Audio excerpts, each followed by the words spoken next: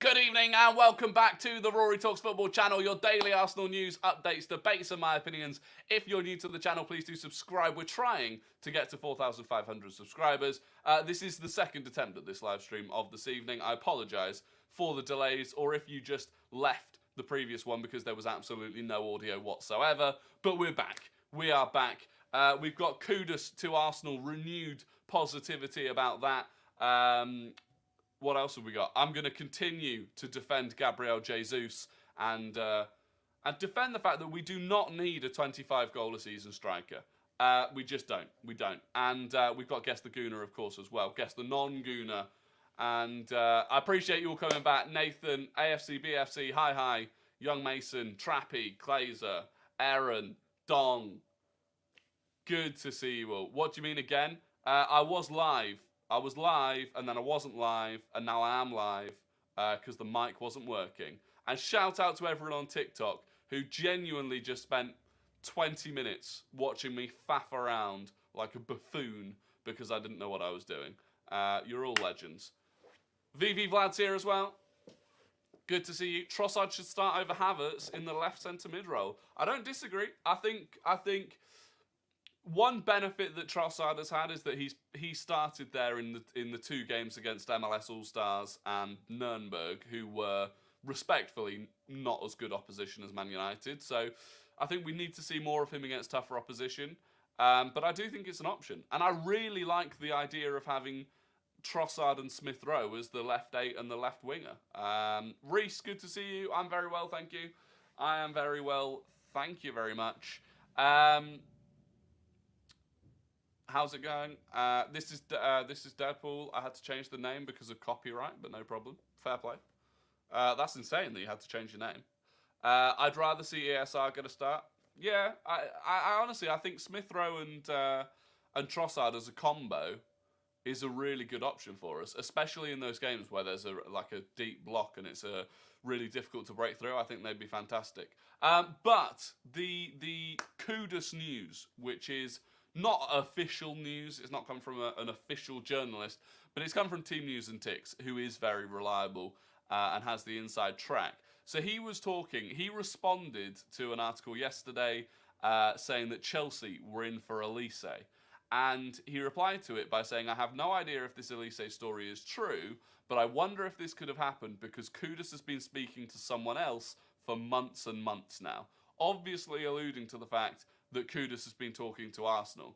And it may not make as much sense for Chelsea to go for Elise and Kudus. Now, part of that was premised on the fact that supposedly Elise had a £35 million release clause. I don't think he does have a £35 million release clause because someone would have already paid it, I think, if that was the case. But then he quoted his own thing and then said, I don't know if we will get him, but dialogue has been happening for a long time. So the groundwork, at least, may well be done for Kudus if we ultimately want to go in for him. So it's good news. It's exciting news.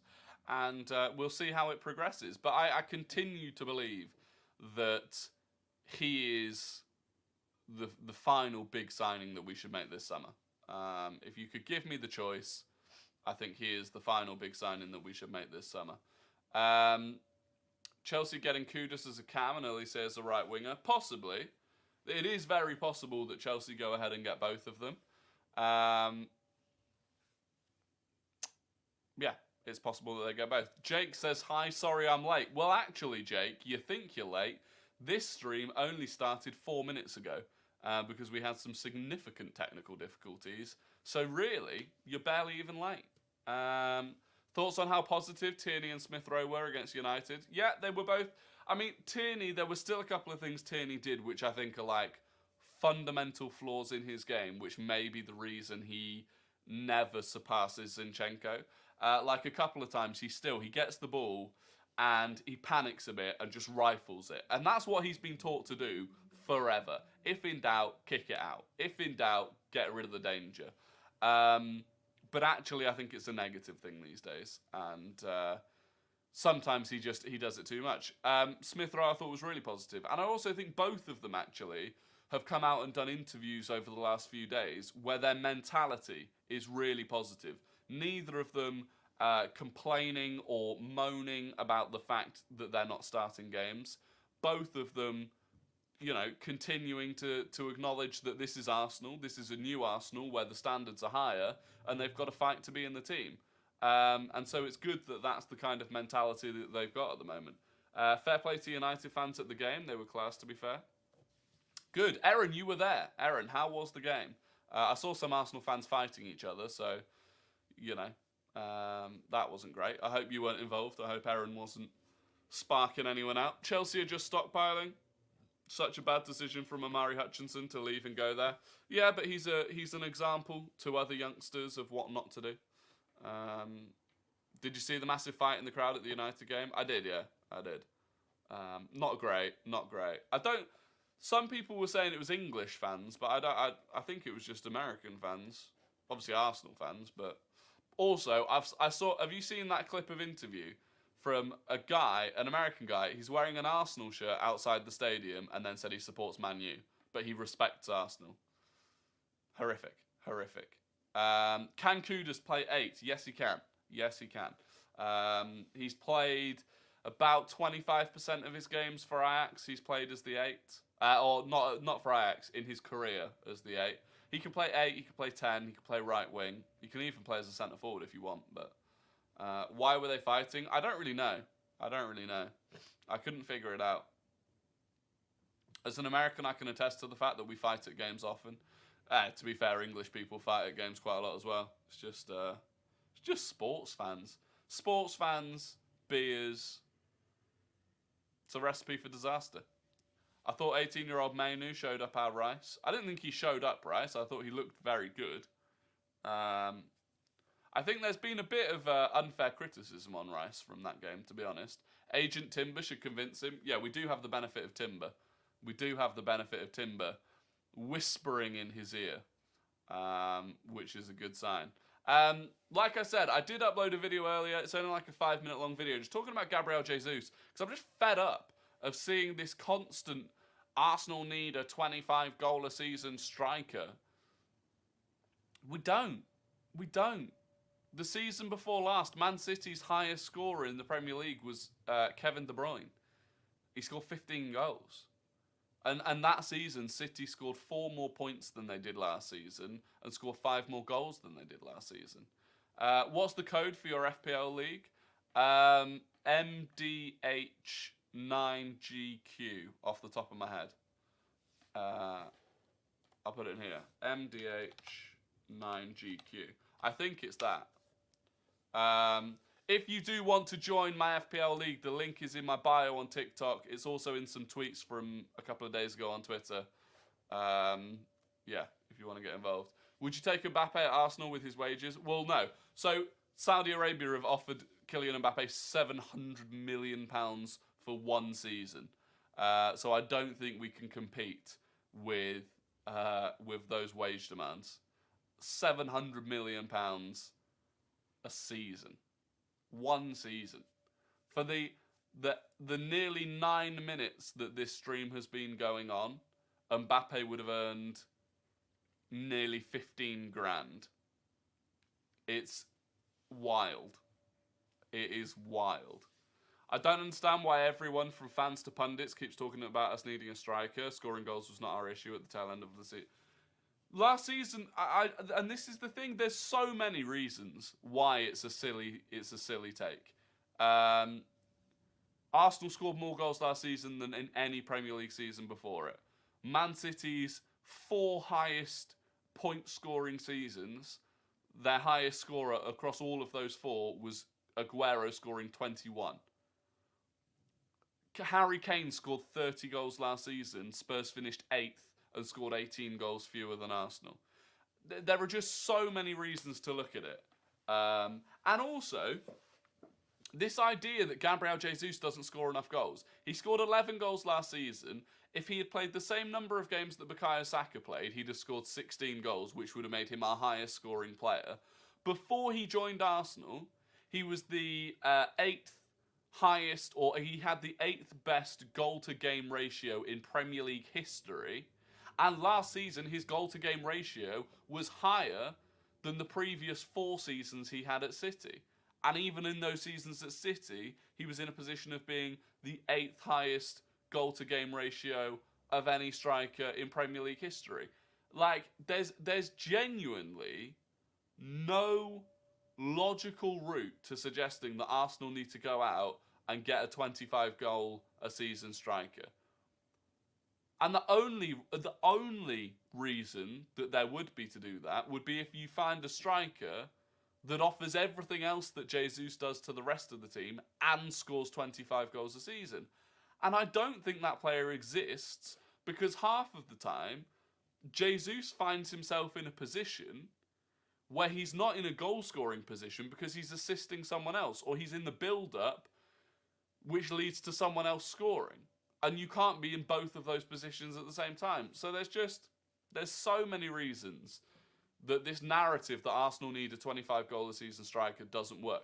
Now, one thing I will agree on, and I have agreed on, and you'll have seen it on this channel loads in the past, is that Arsenal do need a different profile of striker for certain occasions. We need a big physical striker for certain occasions. I think last season, home and away against Man City, we could have done with an Erling Haaland, and not the robot that scores, but the player that stands on the halfway line, and if you're under pressure and you're under a high press, you can go long to them and retain possession. If you remember, City away, the first goal that they scored, we actually pressed them really well into their own corner. They went long, and 4 touches later they'd scored. We didn't have that option because we didn't have that big player up top. So in that sense, a different profile of striker, yes, I can get behind that. Now, I think this season that will be Kai Havertz. I think when we need that outlet, they'll move Kai Havertz up top because he's 6'4". Now, he's not as physical as you'd like him to be in the strength sense. Ivan Toney would be class. Yeah, I'd love Ivan Toney. For that reason, I'd love Ivan Toney. Why did Flo not get a single minute, but Eddie got 60? Surely we need to assess Flo, not Eddie, as he got so much game time last season. Well, I think Nathan, that probably says all it needs to say. I think it's because Flo's leaving. It is the only thing that makes sense out of that. Because I think you're right. We don't need to see what Nketiah looks like in that squad. So I think, I think it's more likely than not that he's out the door. Kai Havertz, Jesus Christ, just play no one. Yeah, but the problem is, because you're a Chelsea fan, aren't you? The issue that Chelsea had was that they were playing Kai Havertz as a number 9 and expecting him to score like a number 9. Arsenal wouldn't be playing him in that sense, in the same way that we don't play Jesus in that sense. And so as a link-up player, I think he can do quite a good job. Ballo wants to stay. It was not about whether... But I mean, I'm not sure that Ballo does want to stay, but even if he does, it's not entirely about that anyway. You're not? Well, fair enough. I thought you were. You speak like one. I know you're a United fan, aren't you? Should we sign Dybala? I don't know. I don't really know where Dybala would fit in, to be honest. Send Kai to Bayern and he'll come back like Lukaku. Yeah, Kai Havertz needs that Goretzka strength and conditioning training. Yeah. Give Havertz 6 months. Give Havertz 6 months with the guy who trained Goretzka through lockdown. He'll come back a different animal.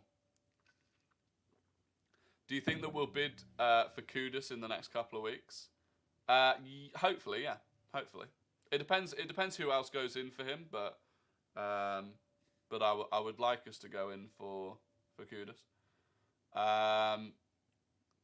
Have you seen we've been linked to Douglas Luiz? Really don't want him. Yeah, I did see that we got linked to Douglas Luiz. I don't really get it. It made sense last summer, but since then we've bought Jorginho and Declan Rice. So I don't think we're involved. Truthfully, I don't think we're involved in Douglas Luiz. He signed a new 5-year contract as well. Sean says, sorry for being late. Not a problem, Sean. Not a problem. Beg we get Kudus and hope he doesn't join Chelsea. Yeah, I agree. If he's got any sense, if he's got any ambition, he would come to Arsenal, but you never know. You never know. Vieira has to go to behind because he's so weak. Yeah, Vieira could do with bulking up, but I don't know. I don't know about Vieira. I don't. He's had the time to bulk up if he needed to. Is Ramsdale on fraud watch this season? As I've seen heaps of people talk about it. No, Ramsdale has the sort of personality that rubs people up the wrong way. And when you have that personality and you make some mistakes, people will jump on it far, far more. And so, yes, he had a bad game against Man United, but the way that people have come after him since that has been massively over the top. It's a massive overreaction.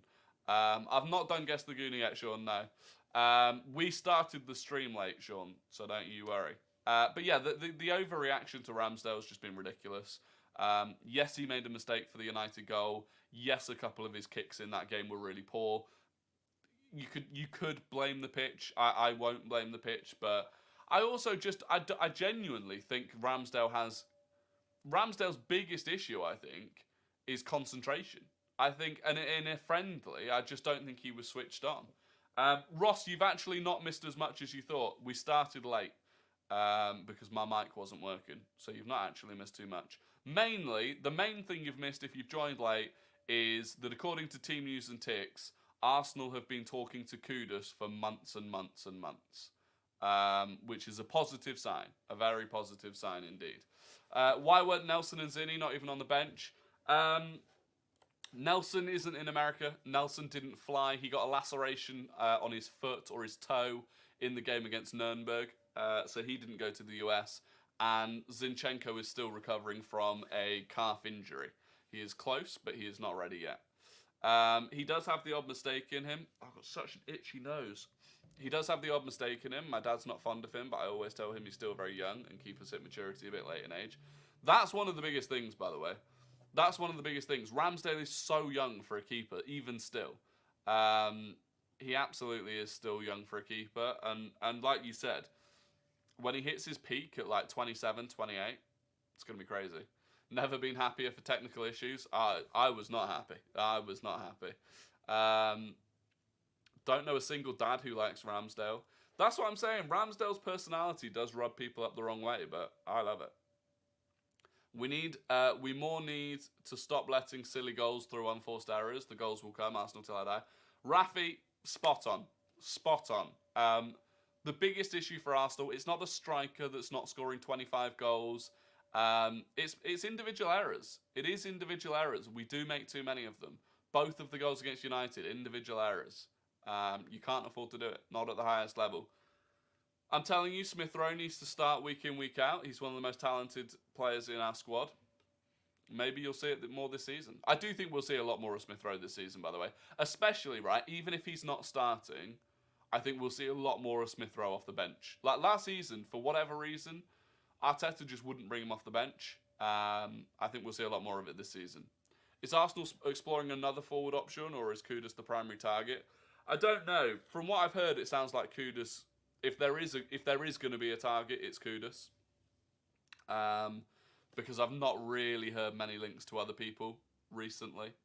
And I think Kudus is the best option. I really do.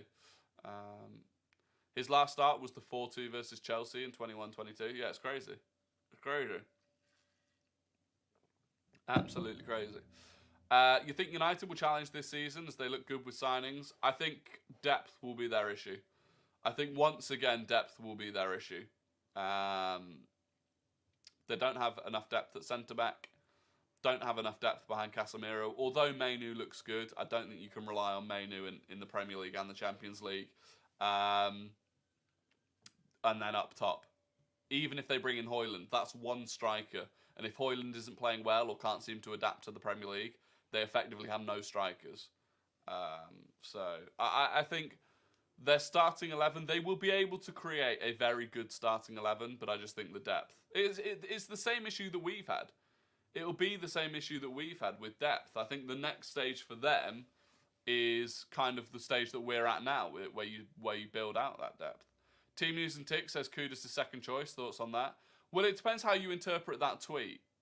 It depends how you interpret that tweet, because he did say Kudus second choice right wing. It's whether you interpret that as Kudus is Arsenal's second choice for a right-wing signing, or Arsenal see Kudus as the second choice right-winger, as in the backup to Bukayo Saka.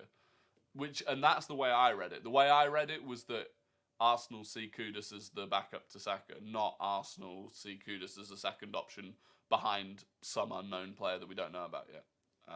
But who knows? Rory, do you not think we can do better than Gabriel? He always has a mistake in him and there are better players available, such as Laporte. No. I will not accept Gabriel slander. Yes, he made a mistake, but actually, last season he had really started getting those out of his game. I genuinely, I think Gabriel's sensational. I really do think he is fantastic. And the job that he does as an enforcer on the halfway line, there are very, very few centre-backs in the Premier League that are better than him at it. I think he's unfortunate for whatever reason. And look, he does make mistakes, and those mistakes have followed him more than I think some mistakes follow other players. That's kind of just the way it is, but no, I think he's fantastic. Honest opinion on Martinez? Lissandro or Emi? If you're talking about Lissandro, I do think he's a great player. I can understand why Arteta wanted him, but I do think he's got small man syndrome. I really do think. Some of the aggression is just so unnecessary. The whole "he has a mistake in him" is the most frustrating sentence in football. It's just frustrating because it's not applied to every player fairly. As an example, right? The Chelsea-Brighton game the other night, Colwill gave Brighton a penalty. Completely unnecessary, really clumsy challenge, and no one really spoke about it. Whereas, again, if that was a Gabriel, everyone would be saying how clumsy it was a mistake, he's always got a mistake in him. It's just the way it is. I think Gabriel has a great personality as well as being top class and works well with how we play. I agree. I think that is spot on. If Kudus is the second option to sign a right winger this summer, I'd love to see who the first choice is. Yeah, exactly. The only thing I could think would have been that earlier in the window maybe Diaby was the first choice, but I don't know. Does Arteta have any trophy excuses anymore? Nearly 750 million spent. Well, firstly, it's not nearly 750 million. That number just, everyone seems to add like 50 million every time they give it. Secondly, he's won a trophy. He won the FA Cup with one of the worst Arsenal squads I've ever seen. And thirdly, I think we can all agree that next season we should win a trophy. So, there you go. You need to boost your audio a few decimals. Yeah, we have had some microphone issues. I'll do it after the stream. I can't do it right now through fear that I will ruin the microphone once again. Anyway, it is time for Guess the Gooner, the game where I give you an ex or current Arsenal player's career path, minus the Arsenal part of it, and you have to guess who that player is. First person to guess it correctly in the YouTube chat gets the immense pride and respect of the Rory Talks Football community and the wider Arsenal community. So get your fingers on your keyboards. It is often a case of fastest finger first when it comes to Guess the Gooner. Drop a subscription whilst you're here as well. But this Arsenal or ex-Arsenal player, are you ready? Went on loan to Oxford United. They went on loan to Sheffield Wednesday. They went on loan to Rotherham. They went on loan to Wolves. They went on loan to Getafe. They went on loan to Reading. And they went to Aston Villa.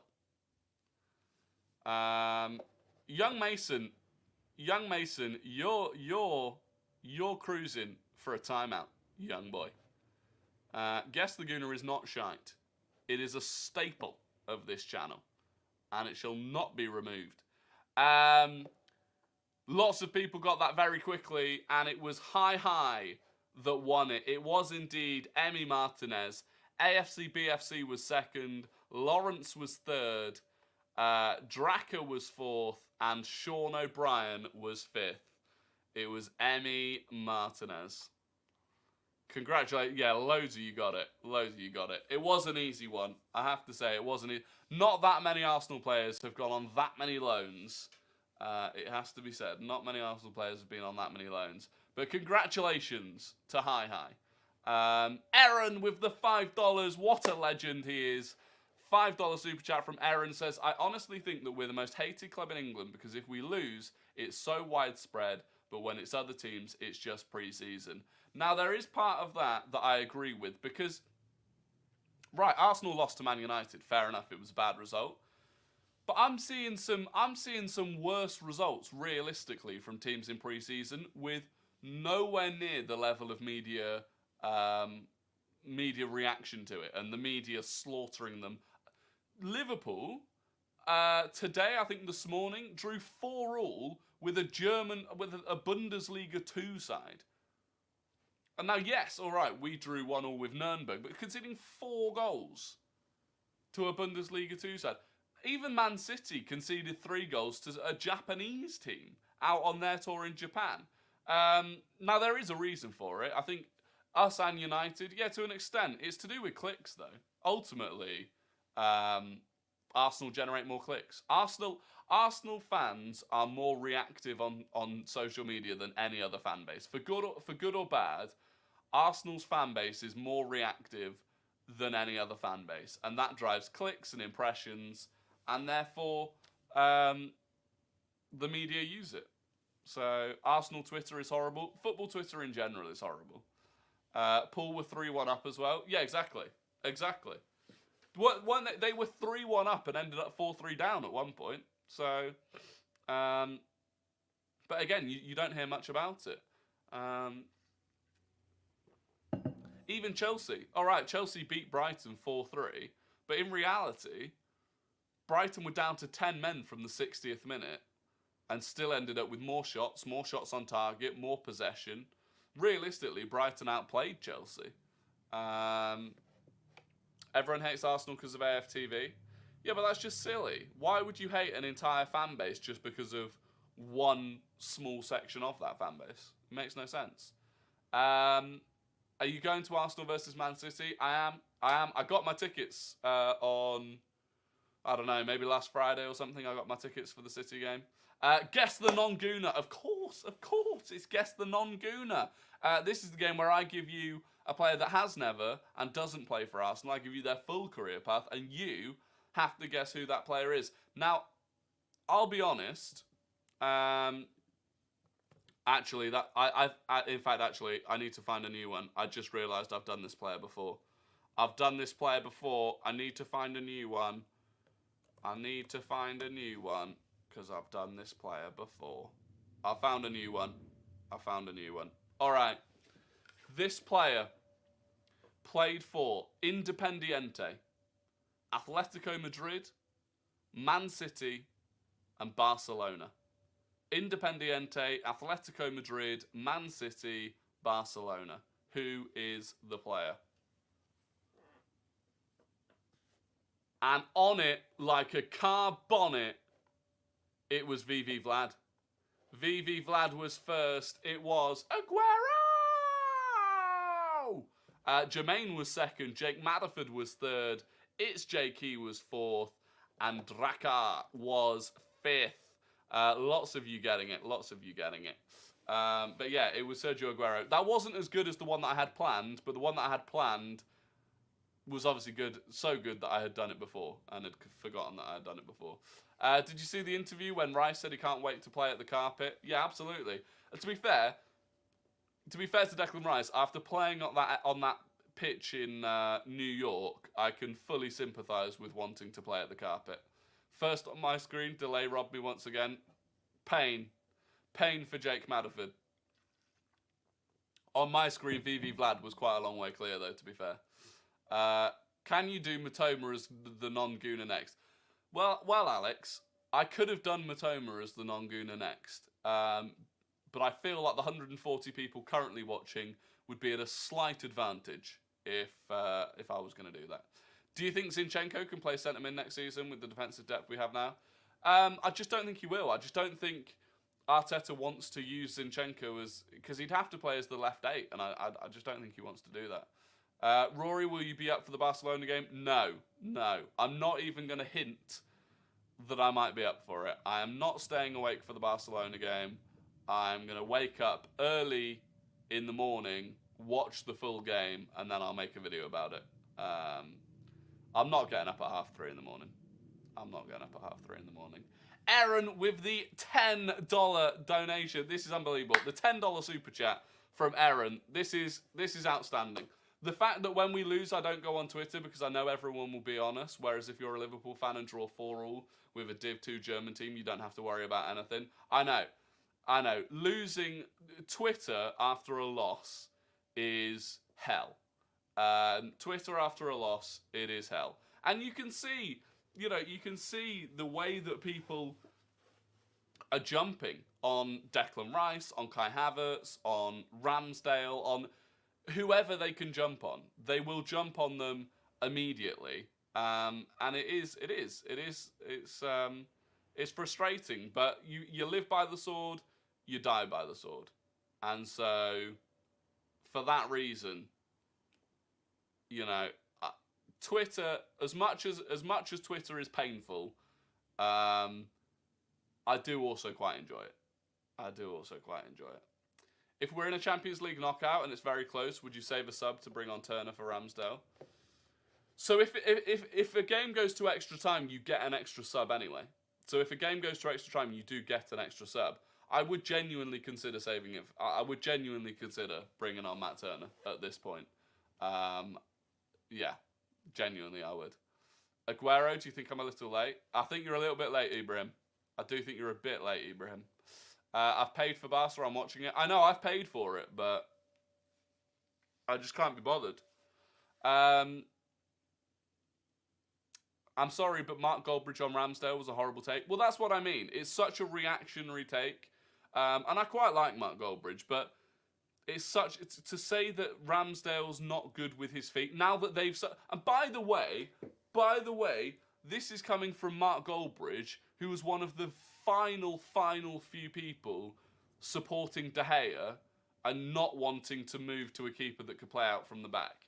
So it's even more ludicrous that it's coming from him, that now that they've got Onana, who is very good with the ball, suddenly he's talking about Ramsdale not being good enough. Ramsdale is exceptionally good with the ball at his feet normally. So, yeah, it was a poor take. But I love how non-Arsenal fans hate Arsenal fans because of AFTV. Yeah, the reason that AFTV became so popular was because it was Chev. Well, that's the thing. That's the thing. The thing that they all claim to hate is the thing that actually they loved. It's weird. I think if any group really hated AFTV, it was Arsenal fans themselves. It wasn't fans of rival clubs. Your opinion of Timber against United? I thought Timber looked good. I did think Timber looked good. I think naturally it's going to take him time to adapt. I think people forget Timber played at centre back every game last season. Timber played at centre back every game last season, and then he's come in to play right back and inverting into the midfield.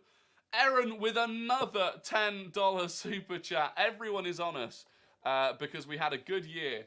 And you generalise Arsenal fans by AFTV. Just like every fan base, there are people who are deluded and there are fans that are level-headed. And that's the thing. And look, I'm an Arsenal fan content creator myself, and so I can't say anything about it. But the fact is, lots of different content creators have lots of different fan bases that almost support the creator more than the club. You see it with United fans. There are United fans that absolutely despise Mark Goldbridge. Whereas there are United fans that take Mark Goldbridge's word as gospel. And that has had an effect, and you see it with AFTV. Aaron's absolutely right. If you generalise Arsenal fans by AFTV, that's absolutely ridiculous. You can't do that. You can't generalise Arsenal fans as AFTV in the same way it would be stupid to generalise Arsenal fans as RoryTalksFootball or as, any other Arsenal or a Lee Gunner. Like, it's ridiculous. You can't do it. You should take any Arsenal fan at their own word. And if you want to have a debate with an Arsenal fan, then have a debate with them. But that is the biggest issue, is that people, we still get it thrown at us. Last season was a prime example, right? Because Arsenal fans were loving Mikel Arteta. It was still being thrown at us as, oh, you wanted Arteta out last season. you were all Arteta out last season. No, a small fraction of the fan base were Arteta out. That doesn't mean that all of us were. And you can't say you can't be happy with Arteta now because you wanted him out, when lots of Arsenal fans have never at any point wanted Arteta out. So it is just a general problem with football Twitter and football fandom, but it is what it is. By the way, Aaron, I have to say, I do massively appreciate these super chats. You're paying for my Arsenal tickets, so they're going to a good cause. Were you Arteta out during lockdown? I've never been Arteta out. Now, I wasn't prominent on social media during Arteta's worst time, so I have no proof to back up that I was never Arteta out. But the fact was I wasn't. The closest I ever came was just before that Chelsea game that we pulled back in December of whatever year it was. That was the closest I ever was. But the reason I never crossed that sort of threshold into Arteta out was because at the time I could not see a replacement for Arteta that was both viable, as in they were available and would move to Arsenal, and would be better than Arteta. So, yeah, there were times where I was beginning to question what Arteta was doing, and I was beginning to lose faith in the process. But even then, I still didn't have any idea or any manager I could put forward and say, yeah, go and get him and he'll be better. And obviously the FA Cup, the FA Cup gave him a lot of time, in my opinion, because for me, if you can win big games, City in the semis and Chelsea in the final, if you can win those big games with that squad, the next part is actually easier. If you can win those big games with a squad like that, you can beat small teams consistently by building a squad. So, just love to support. Well, I massively appreciate it. I really do. Same, I think Arteta's clicked on the wrong one. I think Arteta's biggest win for job security was that 3-1 in December 2021. Yeah, it was. It absolutely was. That was when Arteta out movement was at its highest. And I'm glad he survived it. How do you go about getting affordable tickets for games? I paid for membership last year and every ticket was sold out in seconds. I don't use resellers, so I only use the ticket exchange on the Arsenal website, which helps. I mean, I still ended up paying like Spurs at home. The only ticket I could get was club level. That was like 200 and something quid. So I do still pay a lot for some tickets, but yeah. The easiest way to avoid overpaying for tickets is just not going on resale sites.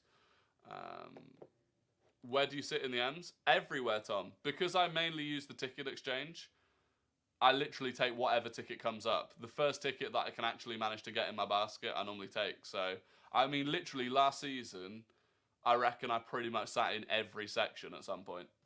So, there we go. Refreshing the ticket exchange is painful. It's going to be even worse this season, I think. It's going to be even worse. The ballot is an absolute nightmare. Anyway, that is going to be the end of the stream. I massively appreciate those of you that tuned in, those of you that stuck around despite the technical issues earlier in the stream as well. Like I said, if you've not subscribed to the channel already, please do. Smash a like on the stream. Massively helps me out. And other than that, enjoy your evenings. Go and watch the rant I did about Gabriel Jesus, if you fancy it. It's only 5 minutes long. And I will be back tomorrow for another live stream. Until then, have a good one and cheers.